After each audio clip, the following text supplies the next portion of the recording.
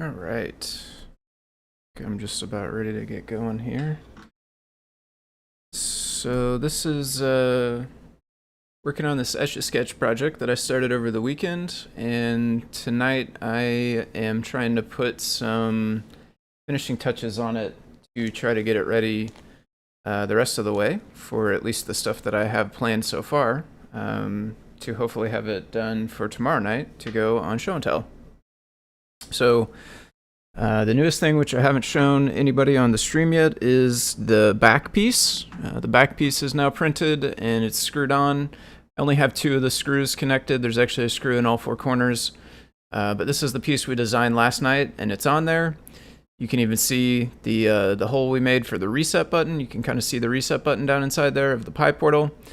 And then I do have the accelerometer. I have an accelerometer MPU 6050 mounted using these 4 screw holes, although that's the same thing. I do just have the 2 screws put in there so that it's a little bit easier to take everything back apart.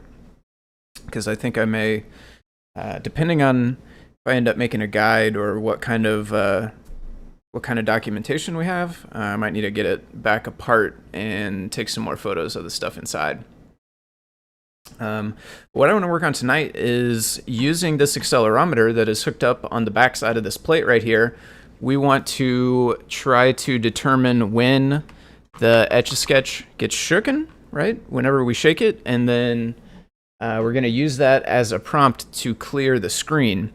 But I think it should not probably just automatically clear the screen, because then, like, if somebody didn't mean to shake it, then it would erase their drawing.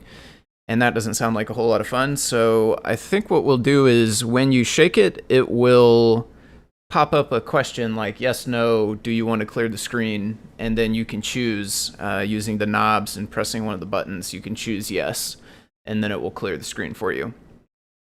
That way it's much harder to do accidentally if you're not actually trying to do that. So I think I've used an MPU 6050 a little bit for testing various things, PRs and different things. I don't think I've ever used one in a project specifically, so I don't know exactly how it works. I'm sure it's similar to all the rest of the accelerometers. So what I'm going to do is just start by finding the library, MPU 6050 GitHub CircuitPython. And there should be some example code in here.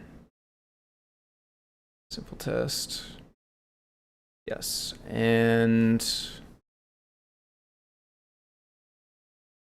we can use a shorter sleep. I think I'm gonna just put this on the board for a minute and run it and look at the values that we're getting from acceleration and look at kind of a baseline value of what it is under normal conditions, and then shake it and look at kind of the highest values that it sort of maxes out at when you shake it. That way we can use those to determine the threshold so that we'll know when the thing got shook or not. So we need to load up the code on the device. Window. Hopefully this has still got my code in it. No, okay, it's been doing this thing for me. So I created a directory on my computer, this device workspace directory, and I did this so that it would save the .idea folder, the stuff with all the IDE config files and backup files and different things like this. It would save this on my computer, whereas if you just open CircuitPy directly, then it's going to make this IDE folder on the CircuitPy drive, which is not that big of a deal, but anytime it writes to a file and saves, then it causes the CircuitPython device to reboot, and also it takes up room. Some of these CircuitPython devices don't have a whole lot of room, so I was thinking this was going to be better. Make a folder on my computer, and then I link the CircuitPy drive by doing this right here. Sources, oops, no, that's not what we wanted. add content root, and then here I go choose CircuitPy drive, and then I make that a sources. I don't really know if it needs to be made a sources or not. The problem I find now is if I open this project when my CircuitPy drive is not plugged in, then it can't find this folder, and it doesn't just fix itself when I plug it back in. I have to go redo that process, which is a little burdensome. So I don't know if this is going to end up being the final way that I keep using PyCharm, but it's what I'm doing for right now. So this is the CodePy for the Etch-A-Sketch. I'm just going to rename it for now.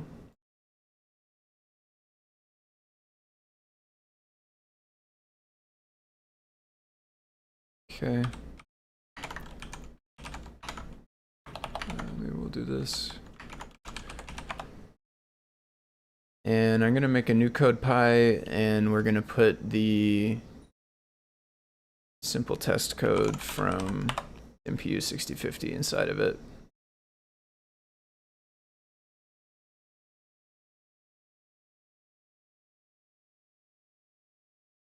I'm also gonna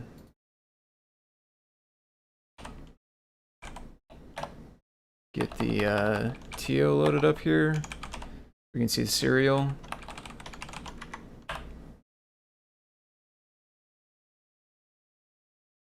We can close this so it won't pop up anymore. All right. Use 6050. I guess it probably crashed because we don't have the library. No. Oh, we don't have CodePy. I didn't save this yet. So let's save this. Okay, yeah, we don't have MPU 6050, so I'll just use circup to install that. Circup install. Okay. So now we should be able to run this, yep. And looks like 4 and 7. I guess this probably depends which orientation it's in. Those numbers may change. I guess you can't see camera right now. Let me this here. So as I pick this up and move it around, those numbers change. Really what I'm interested in though is if I shake it, what are kind of the biggest numbers that we can get? But I think we need to read it more quickly than this. We don't just want to take one reading every second. So let's get rid of the gyroscope print and the temperature. And we can leave the, well, no, we don't really need the empty one either. And let's make this shorter. Let's see if we go like 10 per second. Is that okay? This is still going here now on the screen, so I'm going to shake it up. And it's bouncing back and forth a little bit. I'm going to Control C and just kind of take a look at some of this data. So we hit -19, +18 on Y.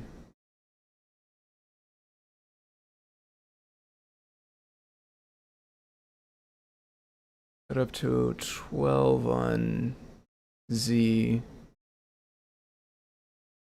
So I think people are probably most likely to shake it side to side like I was doing. I'm guessing that that is the Y axis. There may be on the silk screen a little indicator. It has some arrows pointed out which one is which. We take a good look. Yeah. So X is the axis that matches the short side of the breakout. Y is the axis that matches the long side of the breakout, which does in fact match how I have mine mounted. And then Z, the idea here is like it's coming out towards you. So Y, I think, is probably the most likely axis that we would want to look at. We could look at the other ones as well, and if they're over a certain threshold, then we probably are pretty sure that it's being shook, but I think Y is the one we're most interested in. And let's just let that run again. So when it's not really being shook at all, we're right pretty close to 0.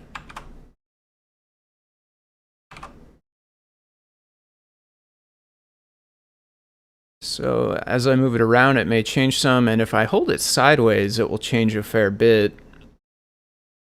It's up to -10 there. I guess it'll be +10 if we flip it around this way.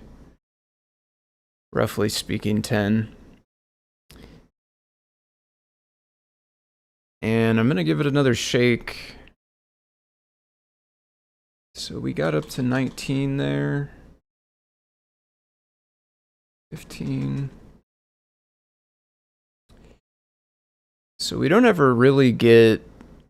I'm going to hold it, just kind of move it around a little bit and use it like somebody might on an Etch-A-Sketch here. Turn the knobs maybe. So I'm not seeing a whole lot of really normal values going above 10. So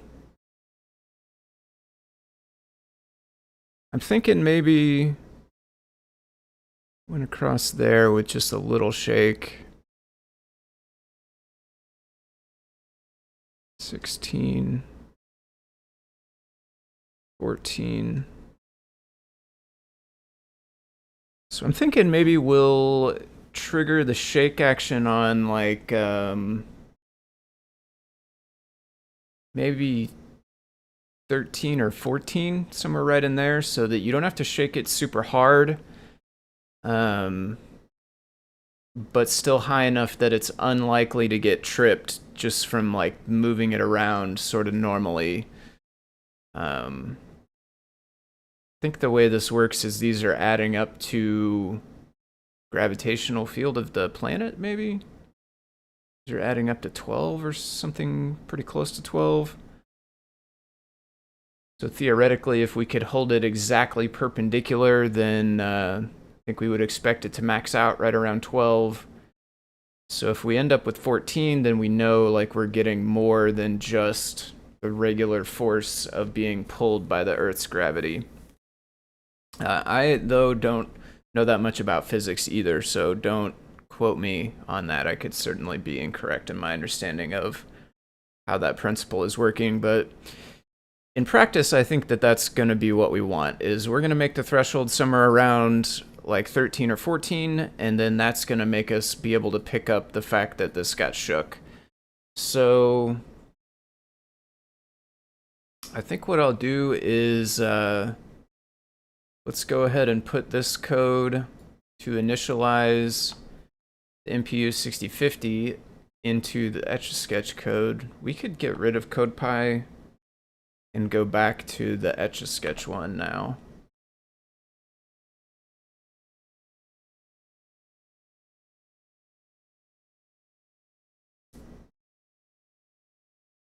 Name this. Okay. So let's initialize the MPU. I think doesn't matter a whole lot where we do it in the code, truthfully, as long as we already have like board imported and some other stuff.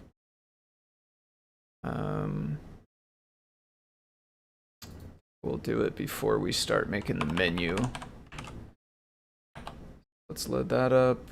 We need to import it. Import.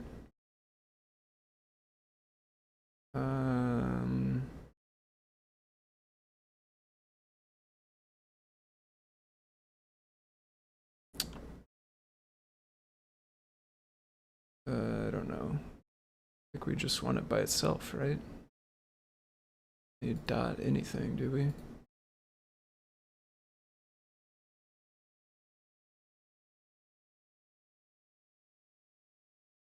Yeah.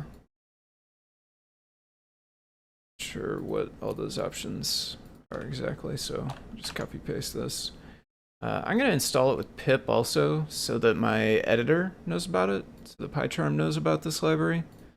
We don't need it installed with pip for it to work on the CircuitPython device, obviously, but this will make the red underline go away, and it will give me type hints and things like that, so. Get the PyPy name here. And let's go to this terminal.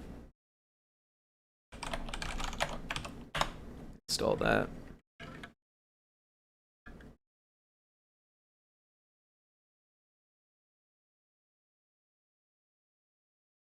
Hey there, Johnny. Good night. Hope you have a nice night. All right. Oh, I guess I'll put that in the chat too, just in case if Johnny's not watching.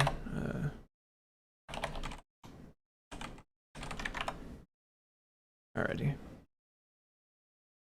Okay, so this is installed now. So now this is no longer red. So now PyCharm knows about this library and the types of all of its functions, inputs, and all of that sort of stuff. So that's not like I2C. I guess we probably want board I2C. Let's take a quick look back at the example again.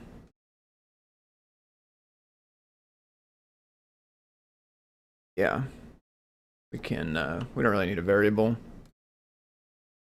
And actually, we could move this. I'm sure we are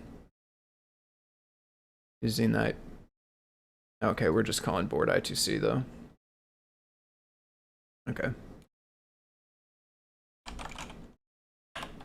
.I2C. Okay, so now we have our MPU. Let's should have maybe kept this code, but that's all right. I can get it from the browser here. So essentially, we just want to check the acceleration each time through the loop, and then is that a dictionary? I should have paid closer attention to the type of object.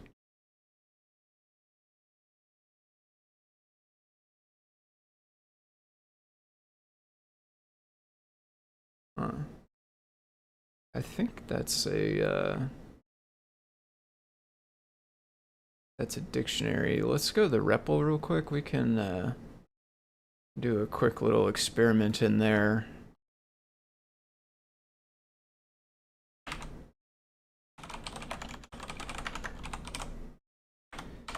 Okay, import this, import board, paste this, PU.acceleration. It looks like a tuple maybe actually. So we don't access it with y, instead we access it with indexes. So 1 is the middle index there. 0 would be the first index, and then 1, and then 2. MPU acceleration 1 is what we want to check.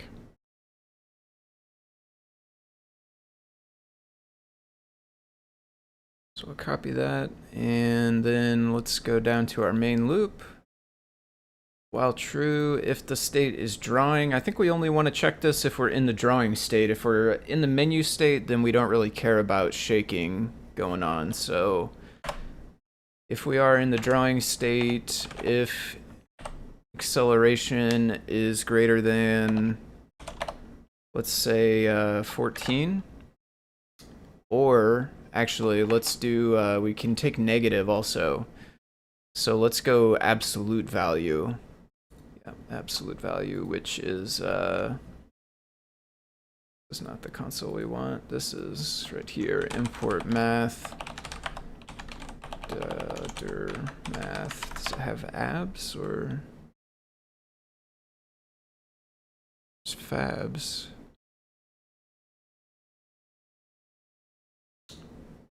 Does that do absolute value? Math dot fabs negative 14 point something. Yeah, that worked. Okay. Make sure it doesn't break if we give it a positive, though. I don't think it should.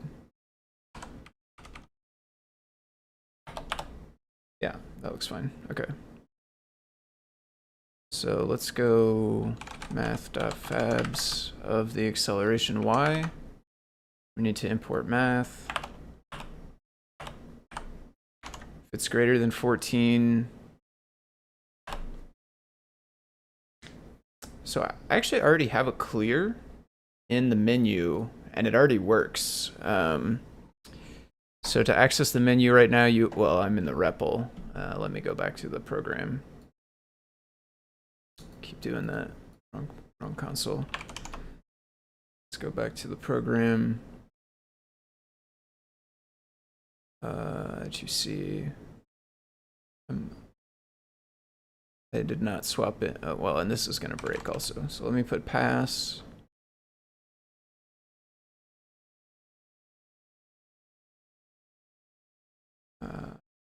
Wait, did I not save this?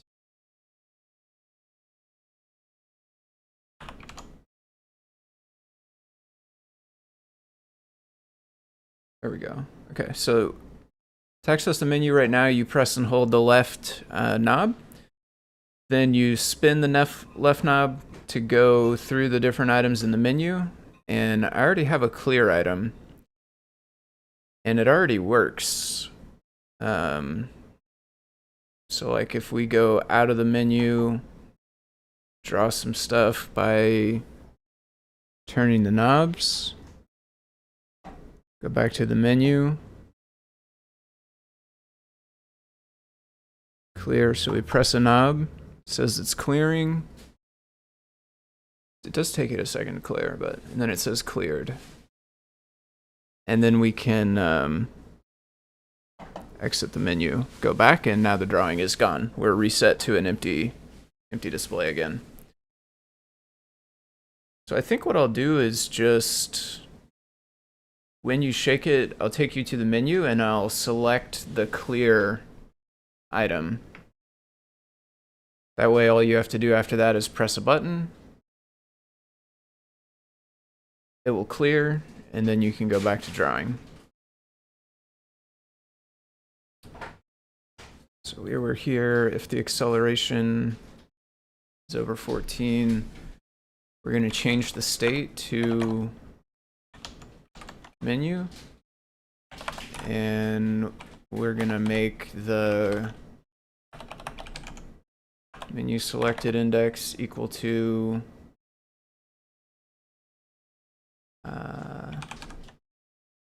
menu items dot index clear.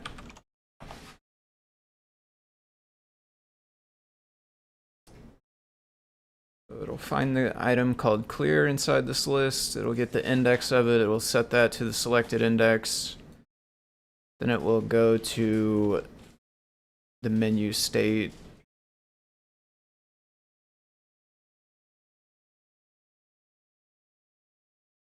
Another thing is, where's the ignore?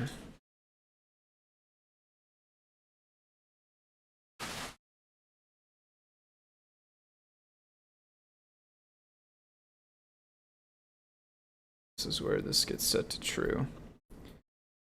So this will not be true from shaking because we did not set it and this button wasn't held down. Okay. So that's what we want. I was wondering if we would need to do something special for this, but I don't think so.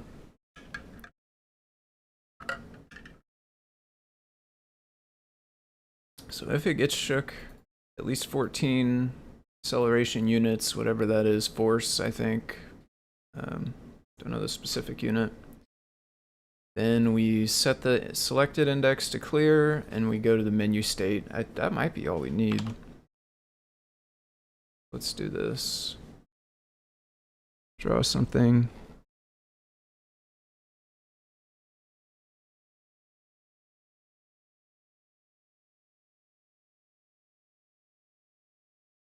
Okay, there we go. I've drawn something. Let's give it a shake. And we didn't make it to the menu. Let's just try once more. Still didn't make it to the menu, so let's add some print statements. Print. Let's look at this here.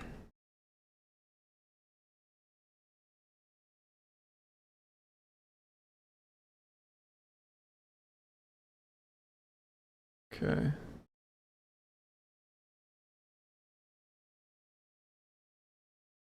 Shuffle a couple of these back around. So let's have it print the acceleration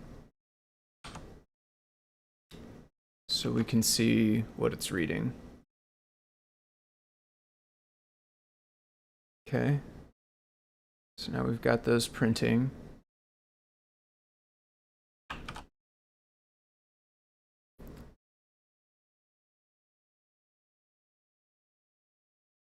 Okay, so I think it worked because we stopped getting these printed, so maybe we also need to change the groups. Let's look back at when we hold. Oh, we should call this too, probably. Yeah, and we should show the menu group. Okay, so we need to show the menu group. We also need to call this function here so that the correct item will get, you know, the little pointer arrow in the menu.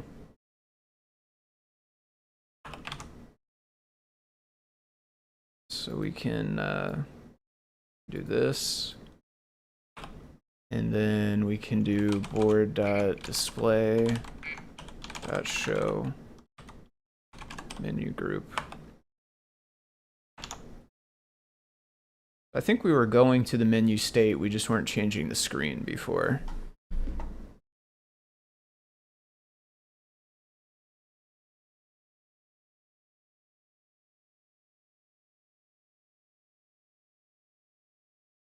Okay. So we got a drawing. Give it a shake. There it is. And we're selected on to clear. Press any knob to clear the drawing. I press it. It says clearing drawing. Cleared. And now we can exit to go back. So I guess there's a case to be made. It might be nice if we just go straight back to drawing after you clear. Should we do that? Or should we make you go down to the exit?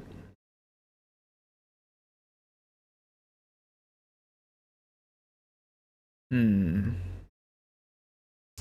think I want to make a special case so that if you got to the menu by shaking to do the clear, then as soon as it's done clearing, it'll just take you back to the drawing mode. So let's make a variable called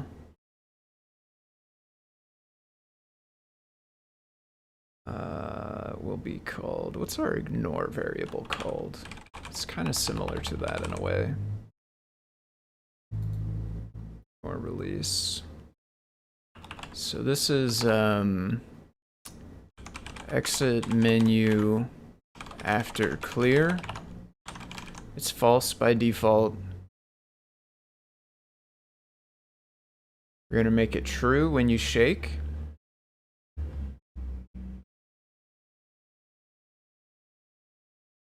Right here. True. And then in the menu, when we're done clearing,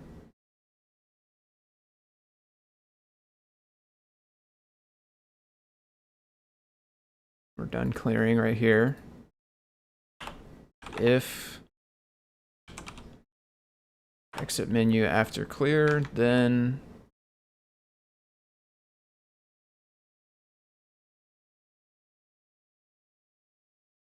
go back to the drawing state.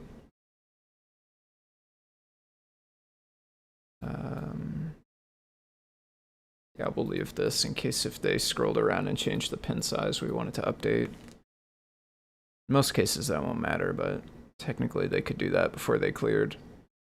So exit menu after clear. If that's true, then we're going to exit the menu. We need to do this one more time as well because I do have it set up where either button works for clearing. So we have two spots where that logic could come from. And I think we should set this back to false inside of here, actually. That way, if they go to the menu the normal way, by long holding on the knob button, you know, after they clear by shaking, then it'll be back to the regular behavior, which is false. So let's save that. Let's check it out here. Before I draw some stuff, I'm gonna go to the menu and make the pin size bigger. Make the step size bigger.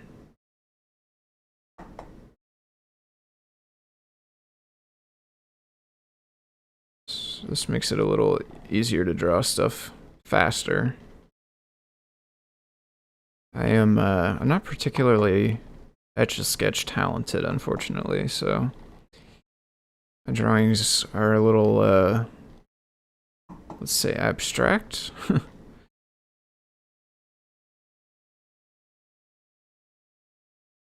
We'll draw some stuff here.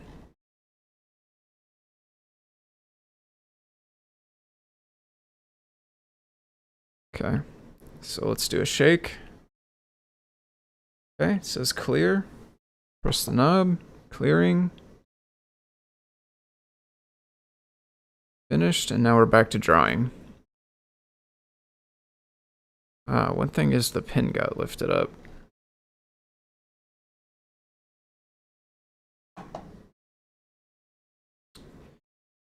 Also got reset to white. Why did the pin get lifted up? If let me bring the camera back. If I press the other button, shake, press this button.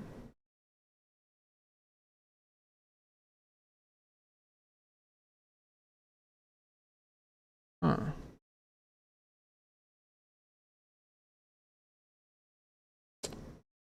Does changing the pin size lift the pin?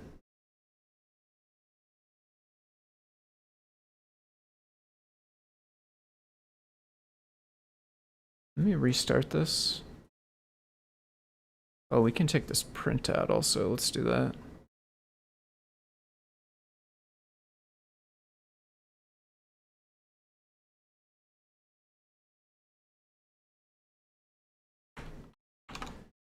Okay.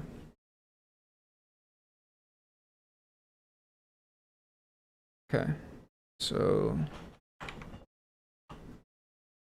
draw some things. Of course, now we're back down to pin size 1 and step size 1, so it takes, you know, you have to spin it many more times to draw the same amount of stuff. The pen is definitely down right now. Shake it. We're gonna press this knob to clear it. So this is the pin up, pin down knob. Back to here. Yeah, the pen is up now. If I press this once, now the pen is down. And I can draw.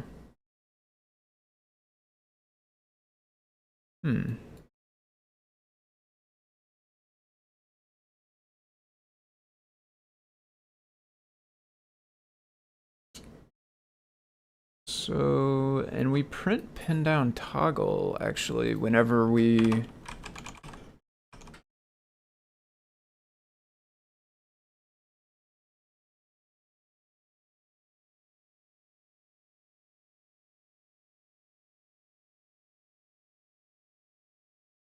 so this is actually already in current state drawing.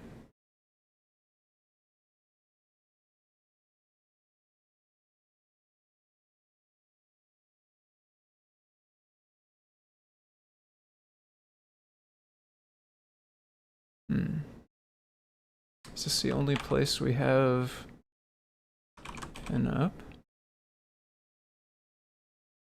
Yeah, we found it only once. So the only place we have this is right after we print pin down toggle. And the only time we printed that was once when we got our pin back down. So let's just check this one more time to make sure. So restarting from scratch, draw something. Okay.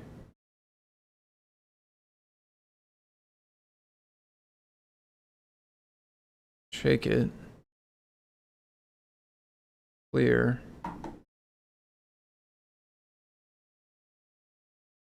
This is our output. Back to drawing. We have no pin down toggle here. So this did not get printed. But I turn the knobs and the pin is definitely up. It's not drawing currently. So something else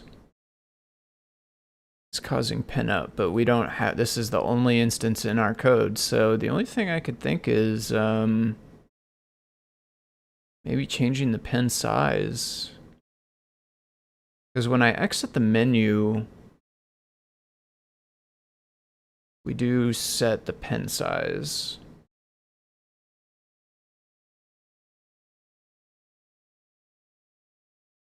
Or maybe the turtle knows its splash is no longer shown. That seems unlikely. I don't know how it could know that. Pen size. Let's look in the docs for pen size.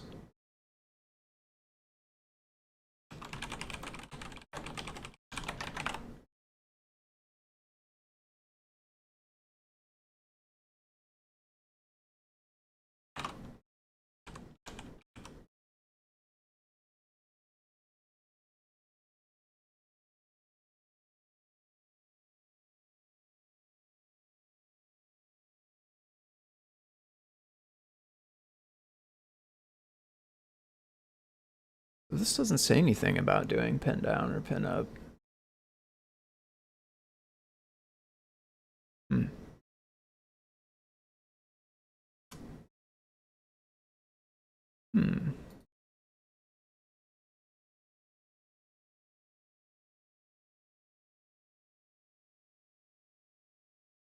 So I guess we could make pin down so it starts out true.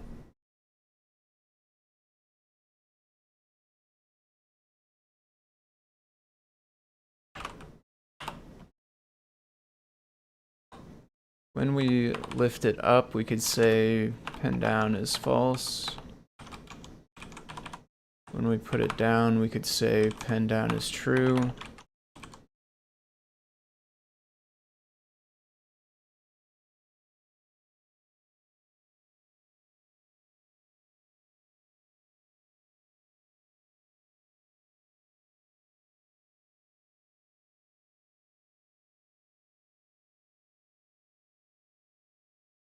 And then whenever we leave menu state,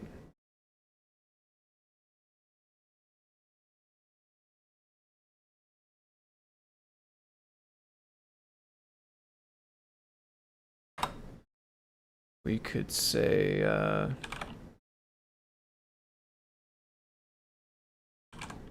if pin down turtle dot pin down.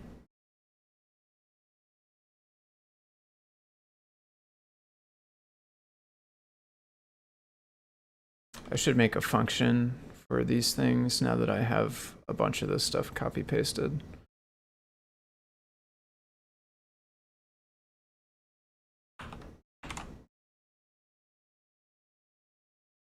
This would be here and here as well. I have like effectively 4 places where this is all copy pasted. Should make like a go-to drawing state function or something that does all this stuff.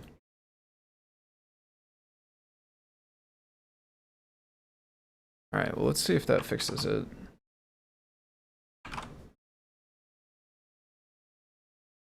So we save this. Draw. Okay. Shake. Press knob to clear.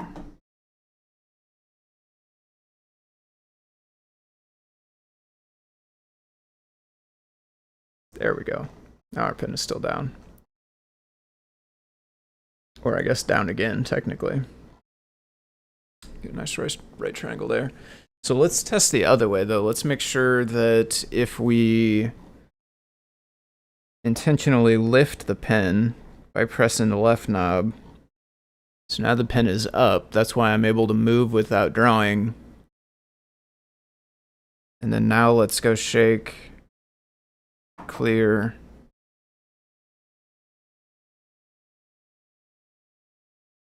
And so now the pen should still be up. And it is. So that's nice. I go pen down by pressing it, and there we go. Okay. So that's looking pretty good. Yeah, I'm pretty happy with that. I think that's real nice. It doesn't go automatically, so you can't really, do it accidentally. You have to confirm it by pressing the button afterwards. If you ever did it accidentally, you shook it, oops, I didn't mean to, you can just, go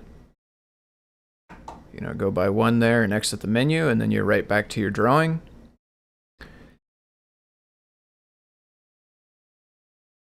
And the pen is even... You know what it is? I just figured out what it is. It's when we clear, we call turtle.reset. I bet you turtle.reset is raising the pen.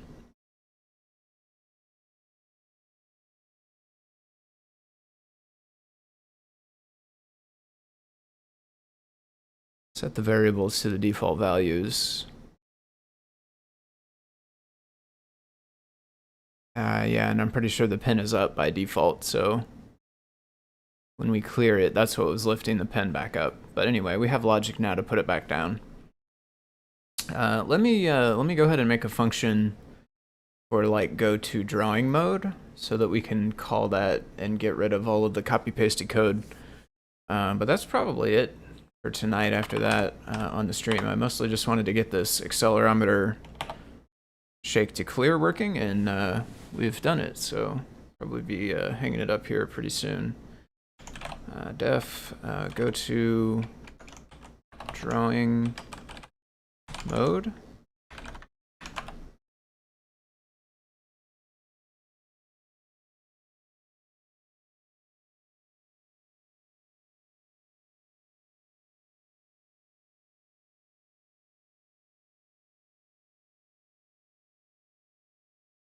Take all of this stuff.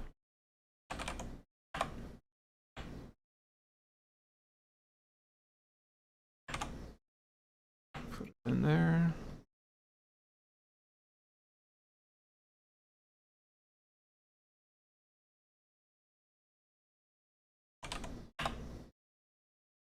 Call it from there.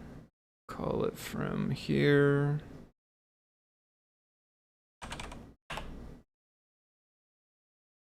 Call it from here.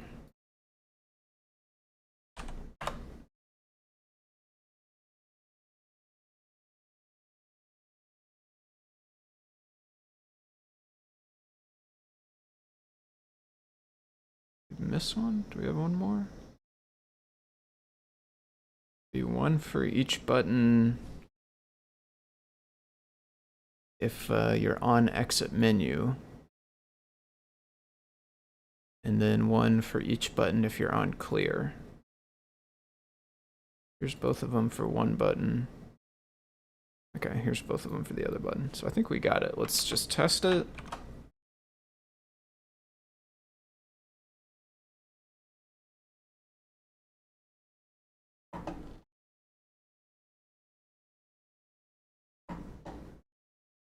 Do a little rainbow color action here. Try to make a little multicolored heart, maybe. There we go. So now we shake. And let's say it was accidental. We just want to go exit. There we go. We still have our drawing here. Still in the same color, I think, as well, right? Oh no. Not working now.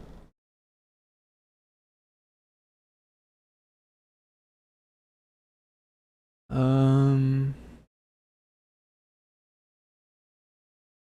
think, yeah, this is actually the problem with this being a function, is that Pythons don't like to change. Python doesn't like to change variables inside of functions. I forgot this. So yeah, this is actually making a new variable called curState, which only exists inside this function, and it's setting it, and that's pretty much useless to us because we're checking this variable called curState, which is the one that actually exists and we care about, unlike this one, which is just getting created and thrown away. So we actually need a global curState. Yeah, this gets me every time. I wonder, pen down. So we're not changing pen down, so that one I don't think we need to worry about global. It's so weird, right? Like, we can read pen down, and it's the variable that we created outside this function, but we set curState, and it's setting curState that only exists inside this function. It's like it's different behavior for reading versus writing variables. It gets me every time. So let's save that. Okay, let's draw something. Okay, some nice stairs there. There we go. Okay. Shake. There we go. Let's go exit. Now can we draw still? Yeah, there we go. Yeah, that was it. So the curState then was making a new variable. Yeah. Yeah, Flapjaw, that's right. If we, sometimes I'll stick all of my variables into a dictionary. That way, this exact type of thing doesn't, Oh, okay. Nice. How's it going, Dexter? Yeah, sometimes I stick everything in a dictionary, because that, inside of a dictionary it works. Like, you can change one value inside of a dictionary and it tends to figure it out, but single variables, this gets me every time. So yeah, you probably just saw it a second ago. We got the shake working now. So I have the back plate is printed out today, and it's mounted on there. The accelerometer is right inside these 4 holes here. And when we shake it, it takes us to the menu here. It shows clear. You can either press a button to clear or just scroll back and exit. Had a little bit of weirdness where after we cleared it, it was raising the pen, because it turns out turtle.reset will raise the pen or set it back to default, and the default is raised. So we added one more variable to track the state of that pen down variable. So now we check pen down when we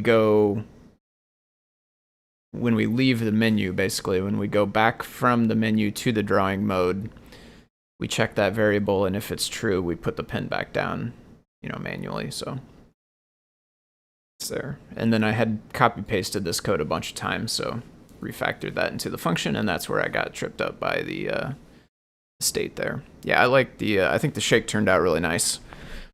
This is my first time really using a accelerometer for anything, quote unquote real project wise. I messed with them just for testing PRs and stuff. But it was super easy. Just initialize it, get the value. I played with it a little bit using the simple test and just found that 14 is a pretty good threshold to indicate when you're shaking it. So it was super easy to get that in there. I think don't think I ever showed on the stream, but I do have pen size and step size are both working now. So you can control these using the knobs here. Go to exit, and it'll draw, you know, either thicker lines for the pen size and then a larger per, you know, tick of the rotary encoder with the step size. I kind of like the way on the diagonals with the bigger step sizes, the way it makes these kind of groovy grid looking things. Go step size 7, pen size 2. Let's try that. Let's go pen up and come over here and down. Oops. I should probably see if there's I like the way it makes these little zigzags.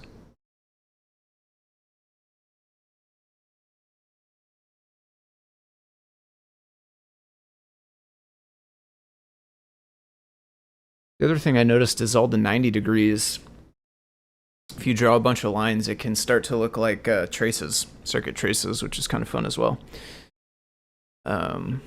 Is there bounds protection? If I go out of bounds here, it doesn't crash, which is good. Up a little bit. It is tracking though. So like the further I go out of bounds by spinning this, then the further I have to spin it to get back in bounds. So maybe it would be good to add something that doesn't let it get outside the bounds. Do we give it a size when we initialize it?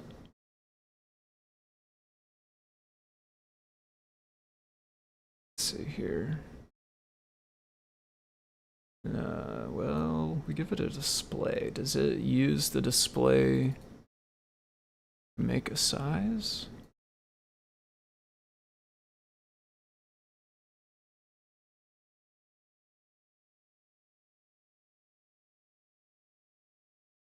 So where's init? Oh. Have init? Or it doesn't call it init? Display none, scale 1.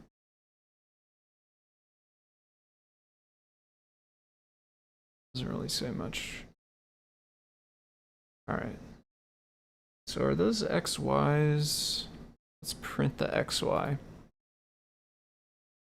Are they just pixel size? If I just do 240 and 320, like the size of the screen, is that? Let's say whenever we take a step, turtle dot position maybe. I've noticed a lot of things in this are functions instead of properties. Guessing it might have got made before. Yeah, like this is a function. Guessing this library might have got made before the kind of like code guidelines came around that say stuff like this should be a property more often, I think. So let's add those also on these steps here. Some way. Yeah, I think so. I think. But honestly, it'd be nice to add it to the library, truthfully. But well, the library, it doesn't know the size. It can know the display size, though, right? You pass it the display and the initializer, and display has a height and width. So it could be saying, like, whenever it's about to change position, it could be checking it inside the library. I'd probably say that's the ideal way to do it. So maybe we'll make a PR for that at some point. Let's see what these are printing, though. I don't know if they're in pixels or if it has its own units.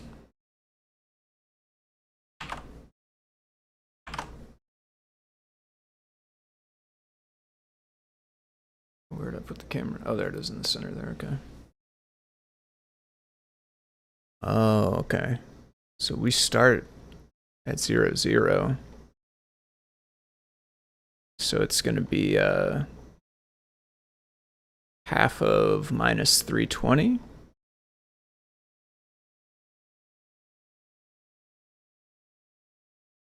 Not quite. Oh, maybe. Yeah, I guess it is. 160 would be.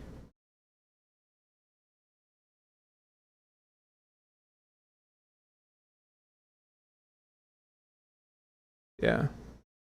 Okay. Wow. 2006. 2010. Wow. That's before CircuitPython even. I wonder that copyright. Maybe this was written in Arduino first and then carried over.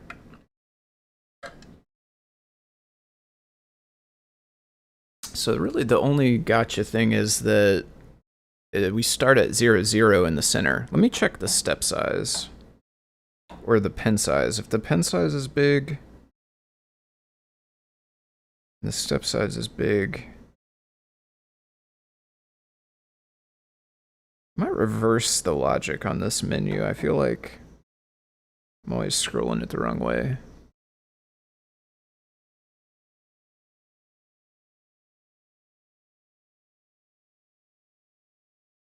Okay. So this, yeah, this is still the same units. It does seem to be pixels too. So we can get to positive 160 here. If we go any farther, we're outside. And we can just keep going up, and it is just counting. But we can say,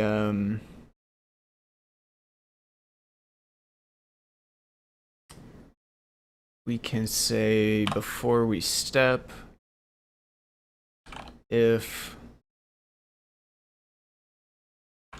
turtle.position south is the second number. So if position is, well, if position, if the second number of the position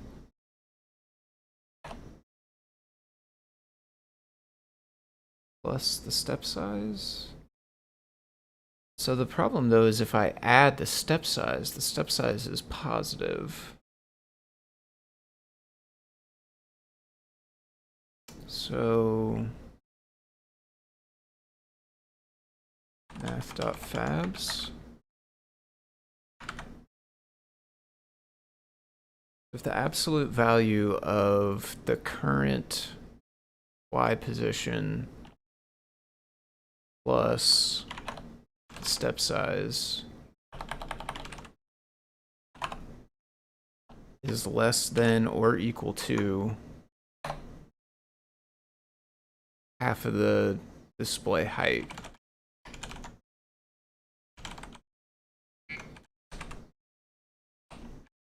over 2. Then take the step.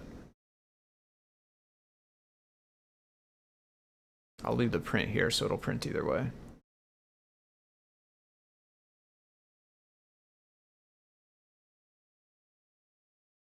So at the bottom, it's going to be minus 120.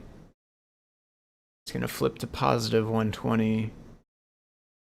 It's going to try to add the step size. And then 120 plus 1, let's say 121 is not less than or equal to display.height over 2, because that would be 240 over 2, which is 120. Yeah, I think this logic should keep us in bounds. So let's test it on the south edge before we copy paste it all around. There's a plot function which updates the foreground bitmap. Okay, and it just is ignoring the index errors. So it'll be a lot easier if we make the, yeah, see, I feel like I scroll this backwards every time. Let's make the step size 10. I even thought about it that time and still did it backwards. Let's go down.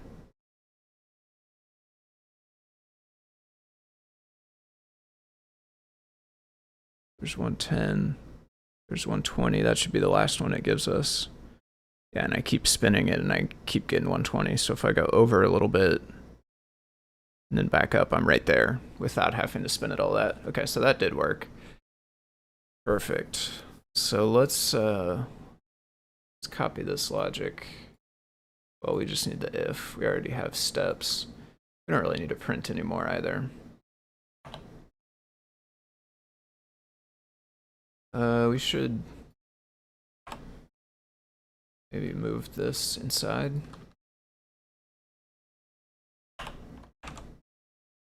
Oh, my copy's gone.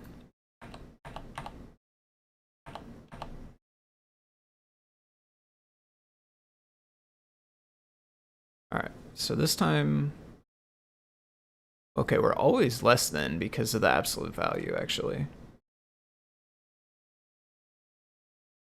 So it's actually the exact same logic, isn't it? Because this would just be positive 120, which is going to stay positive. We still want to be less than that. It's still half of the screen height. Yeah, I think that should be the same. Scoot that in. Let's get rid of that. And let's do left and right.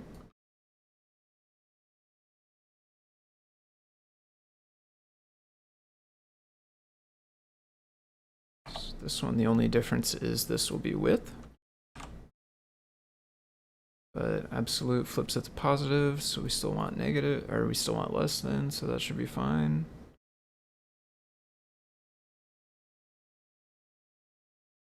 There.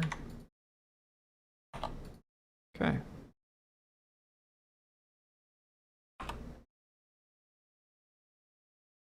I'm gonna save it one more time with this white space in it. So there's a couple spots where I could delete white space, but that's all right for now. So I'm gonna go step size. Okay. Let's go 5. Go all the way to the top. Keep spinning over a little bit. Oh yeah, I can even see the cursor there actually. Oh, I can't come back.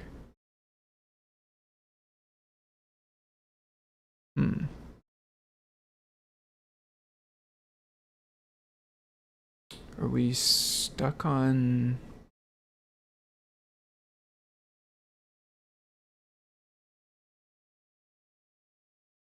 Oh, this would be, yeah,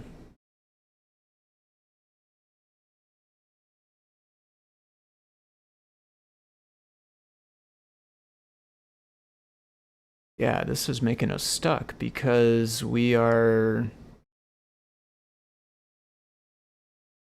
on positive 120.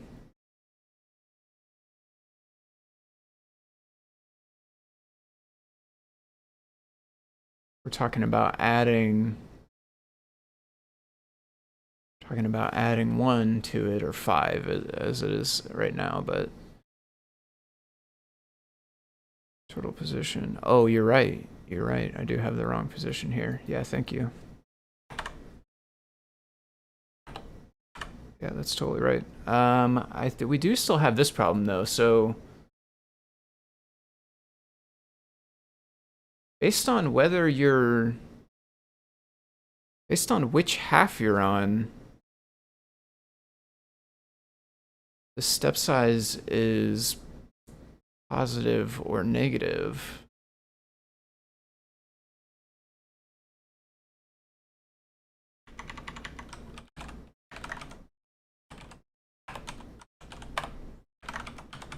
Because this is, I think, stuck on exactly positive 120. And it's not letting me go down.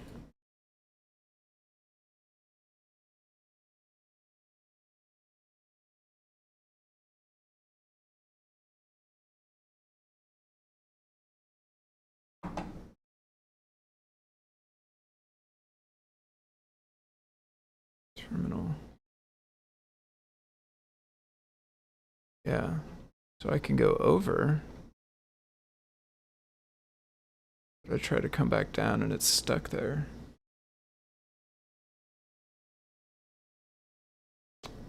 But that's because here step size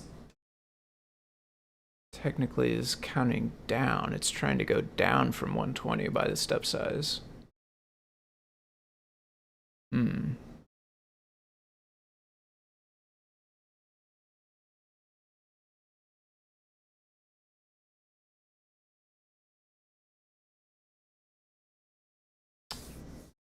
So maybe we should not use absolute value.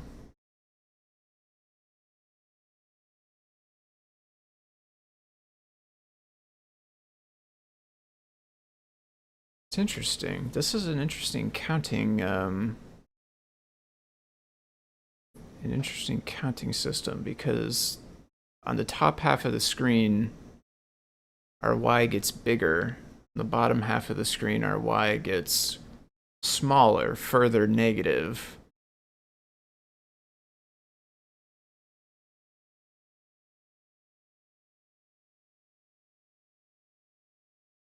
So, but if we're moving south, we're always subtracting the step size.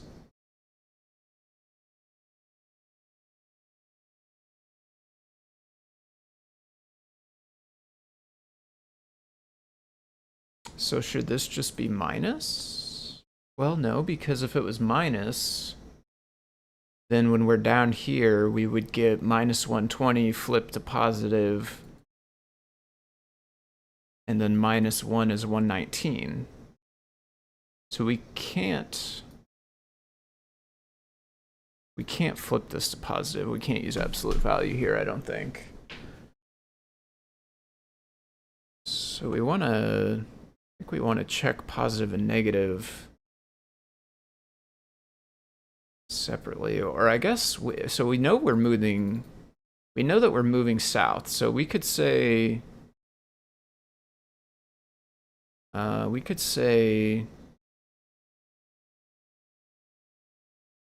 mean, if we know we're moving south, we really only care about the bottom edge. So if turtle position 1, we only care about the bottom edge, which means we only care about the bottom half, which means we're always subtracting step size. If it's greater than or equal to negative half the board height. Can you stick negatives into variables like that?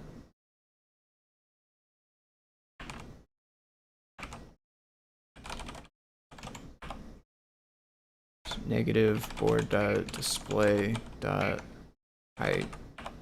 Yeah, okay. And over 2, this is 120, negative 120. Yes, okay. Okay. So if the position minus the step size is greater than negative 120, essentially, we could hard code it, but this code is portable to different size screens technically. Yeah. Then we allow it to move. So for north, we only care about the top edge, which is on the top half, which means we're counting upwards. We care about it being less than or equal to positive board height over 2. So I'm going to save this and check if now we can get off of the top edge. But we're in the REPL, so we do need to go back to the code.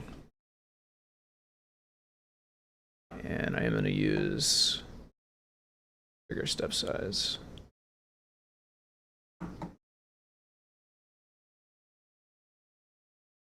All the way to 120. I'll go over a little bit. Yeah, there we go. Let's check the bottom edge also. Okay. All right, perfect. Okay. So now let's fix the left right. You know what? I won't copy paste all of it because then I'll have to change this again. So let's get rid of this. Okay, so this one is going east, just to the right, so we care about positives. Oh, right. No, this is already width. Yeah, that makes. Excuse me, that makes sense. Yeah. Positive. Okay, so that one should be good for east. I don't have the prints, but we'll see if it works. If we need to, we can come back and add the prints. I think this should work though. So this one, euros. So the going west, it's the left edge, which is on the left half, which means we are counting into negatives. And we want it to be greater than negative half of the width over 2. Clean up a little white space while I'm here. All right, one more time. Let's go to pen size. Make it a little bigger again. Go 10.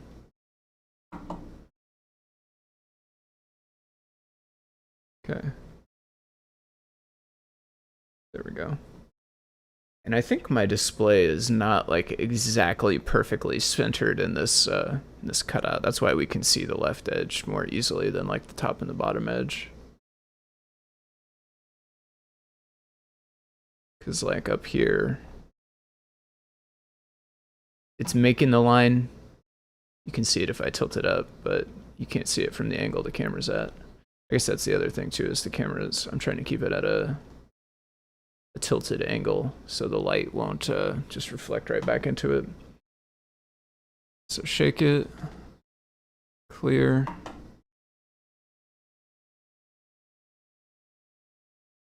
Goes back to drawing. Does it keep the pen size? Yeah, it does.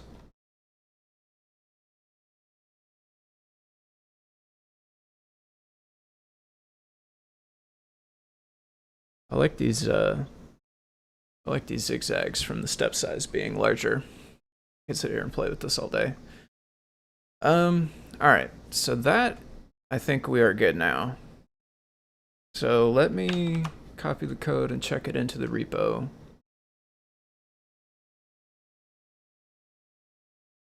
Before I break it. Let's do that. I also added a bunch of images. Oh, there's 2 copies of one.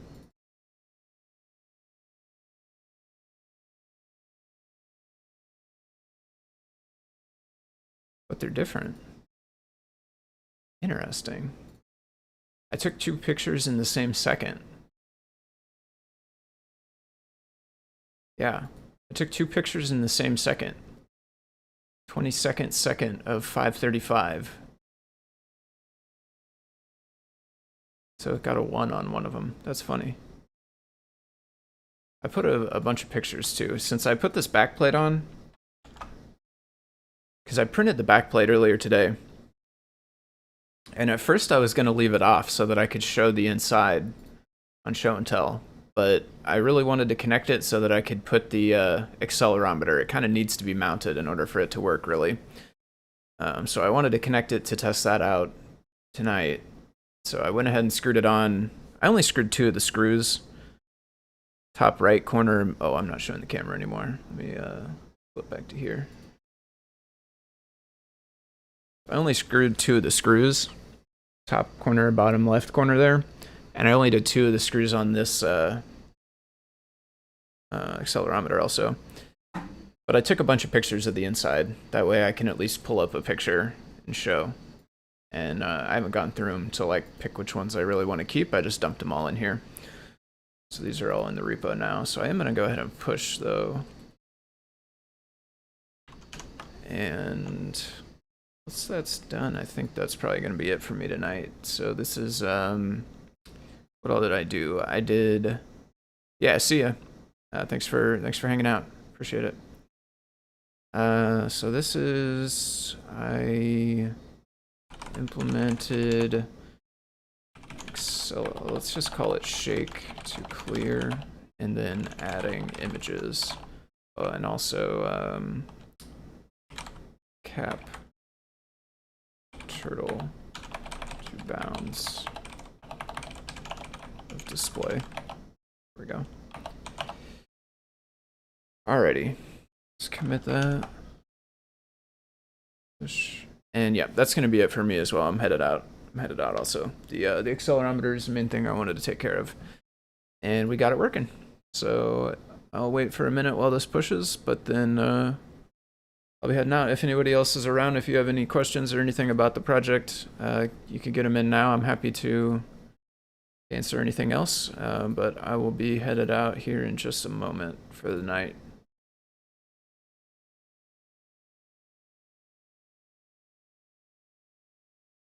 All right, looks like we're good. So thank you to everyone who tuned in. I appreciate it. I will be back at the normal time on Saturday, 10 a.m. Central Time is when I normally stream. If you want to see more about this project, you could also tune into Show and Tell tomorrow night, though. I plan on going on Show and Tell to show it. But otherwise, I will catch you all next time.